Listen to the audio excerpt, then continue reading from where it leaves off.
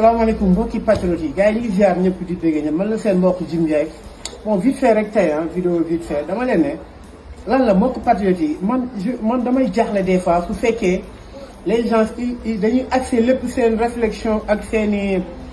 maanaam seeni wax yëpp mooy nañ jëndal président Sonko auto blindé tout ça c'est bien beau nañ ko jëndal auto blindé certes suñu dara sax sécurité dina am mais dama leen wax leen na suñu jëndalee président Sonko auto blindé xanaa du génn tey su doon def meeting du génn boppam di wax ak di saafanteeg nit ñi wala dañuy def benn bulle ci kaw boo xam ne dañ koy kii comme Pape Jean-Paul II wala Benoît XVI président Ousmane Sonko suy dugg xanaa du génn xam ngeen lan la il faut que ñu réfléchir y a pas de sécurité sans information ñii lu ñu bëgg a def kenn mënu leen ko teree def mais dofuñu duñ ko def man dama bëgg tey gis nga sécurité Ousmane Sonko xam nga fan la reposé wu si ñoom ñu xam ni tey lu dal Ousmane Sonko ils vont payer les pots cassés A ba Z loolu foofu la ñu toll tey le fait que ñu ne président Ousmane Sonko am na auto blindé le fait que ñu ne président Ousmane Sonko am na 1000 nit yoo xam dañ koy kii non loolu c'est très loolu c'est bien beau. loolu c'est bien beau gis nga nit koo gis am na ay points faibles am na ay failles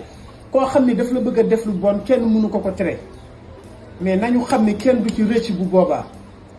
man personnellement je parle au nom de personne je parle à mon nom man Jim Ndiaye Ousmane Sonko bis bu ko dalee je donnerai ma vie bu yowoo nit ñi interpréter ko ñu leen neex bu yowoo ñu ne non xanaa amul leen lu ñu def yi est-ce que kii moo la gënal sa bopp tollootuñu foofu loolu dañ ko wax ba pare Sénégal jëm kanam suñuy doom nekk ci jàmm feebar faju suñuy doom am avenir suñuy sët am avenir suñuy jarbaat am avenir moo ñu gënal suñu dund yi on a déjà vécu presque 38 ans dund nañ ko kon ñun amul leneen loo xam ni tey dañ koy comment dire leneen loo xam ne dañ koy wuti xam nga respect nothing now amul leneen loo xam ne dañ koy mais dama leen wax leen li ëpp lu am solo mooy ñoom nañu xam leen sécurité président Ousmane Sonko li ñu war li nga xam ne c'est conventionnel la ñuy def mais su ñoom fekkee ñoom sañ nañ ko su fekkee ñoom am nañ fit bi su fekkee ñoom pare nañ rek nañu dem xoos Ousmane Sonko wala ñu jàpp ko tëj ko wala xeer dal ko billaahi war na Serigne Salim dinañ ko rëccu seen àdduna yépp te ñii dofuñu gars yi nañu xam leen ne tey Ousmane Sonko 2014 ba léegi mi ngi ci politique 2016 ñu rajee ko gars yi jéem nañ lu ne gars yi ils se mettent même à découvert maanaam nguur gi ñu jàkkaarloo yónnu nañ mercenaire bu nekk fay nañ journaliste bu nekk fay nañ soskat bu nekk jël nañ jigéen boolekaak moom ne ko Dakar violé jël nañ justice teg ko ci moom ñu tegg ko jël nañ ay nit ñu ñëw jëm ko agressé mënuñu ci dara kon c'est-à-dire que yàlla dafa ànd ak ñun li ci def nag yàlla lu nit mën du ko defal ma ne yàlla du la tette naan la toxal yàlla bay sa tool tey sécurité Ousmane Sonko mi ngi reposer à notre manière de dissuasion suñu manière de capacité de dissuasion xam nga mooy lan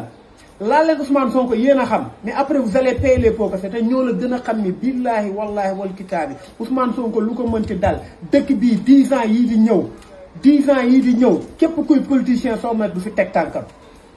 dinañ yàq Sénégal ba faaw gars yi Macky Sall ak ku mu mënti doon moo la gën a xam ni Ousmane Sonko Sénégal seen xol lañ ko def Ousmane Sonko du nit ku ñuy laal parce que dafa set wicc Ousmane Sonko dañoo gëstu ci moom lu nekk amul lu bon lu ñu gis ci moom Ousmane Sonko nit la Ousmane Sonko il a tout sacrifié Ousmane Sonko moo ñu xamal ni Sénégal ku nekk mun suñ ko gouverner ni ñu ko war a gouverner jartul ñuy dem Europe Sénégalais yi ñi ngi ay Maroc di souffrir Sénégalais yi ñi ngi Europe di souffrir ñi ngi ay dëkku arabe yi ñu leen jéng di leen def ay jaam ñu am lu nekk 700 kilomètres de côte ñu am pétrole gaz zircon lépp ñu am or bu doy jamaa sax am na Sénégal am nit yu baax am une population très jeune am ay mag ñoo xam ne dañuy tette di ñu ñaanal di ñu gën a jox confiance am diversité boo xam ne melting pot benn dëkk amu ko kon li ci topp xam nga mooy lan nañ leen wan ne yéen lu mu leen jaral pour ngeen faagaagal ñi nga xam ne ñoom lañ yaakaar suñu ëllëg jaral nañu pour teg suñu bakkan yi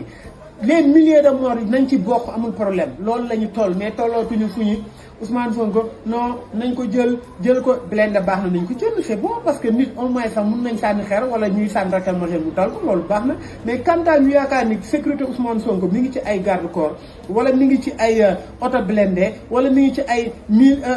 maanaam ci n'importe quoi wala mi ngi ci këram ñu hermétiser ko doy deet sécurité Ousmane Sonko c'est notre capacité de dissuasion xam nga àdduna bi lan moo ko si ñaar si lan la tënku si ñetti dëkk yi nga xam ne wala juróomi dëkk yoo xam ne am nañ capacité nucléaire dëkk yooyu du ñu xeex mukk Amérique mënul musa ko muccaat sanction la mën a def Russie waaye du ko mus a attaquer d'une manière ni ko parce que la Russie a une capacité de dissuasion nucléaire adéquate à la hauteur des États-Unis tey ak États-Unis mënoo wax ba mu song Chine